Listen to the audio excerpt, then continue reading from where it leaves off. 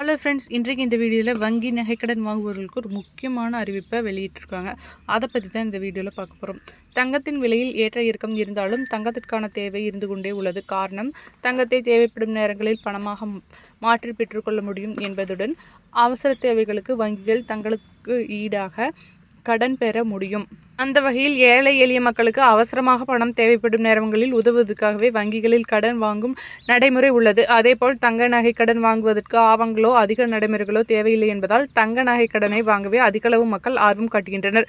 இன்னும் சொல்லப்போனால் மற்ற கடன்களை விடவும் தங்க நகை கடனுக்கான வட்டி விகிதம் மிக குறைவு. இதனால்தான் தேசிய அளவிலான வங்கிகள் மட்டுமில்லாது கூட்டுறவு வங்கிகள், கூட்டுறவு சொசைட்டிகளிலும் தங்க நகை கடன் எளிதாகவும் வேகமாகவும் வழங்கப்படுகிறது. தமிழகத்தில் கூட்டுறவுத்துறையின் கீழ் செயல்படும் மாநில, மாவட்ட தலைமை கூட்டுறவு வங்கிகள், தொடக்க வேளாண்மை கூட்டுறவு கடன் சங்கங்கள், நகர கூட்டுறவு சங்கங்கள், நகர கூட்டுறவு சங்க வங்கிகள், மத்திய கூட்டுறவு வங்கிகள் போன்றவற்றிலும் தங்க நகை அடமானத்தின் பேரில் கடன் உதவி வழங்கப்படுகிறது. ஆனாலும் தனியார் வங்கிகளை விட கூட்டுறவு வங்கிகளில் நகைக்கடன் மிகவும் குறைவாக கொடுக்கப்பட்டுள்ளதாக புகார் எழுந்த வண்ணம் இருந்தது.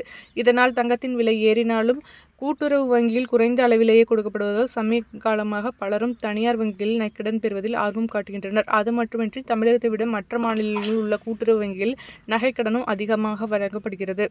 இதனால் தற்போது கூட்டுறவு வங்கிகளில் வழங்கப்படும் கிராமுக்கு 6,000 ரூபாயானது உயர்த்தி 7,000 ரூபாய் வழங்கப்படுவதாக கூட்டுறவு அதிகாரிகள் தங்களது வாடிக்கையாளர்களுக்கு அதிகாரப்பூர்வமாக தெரிவித்துள்ளனர்.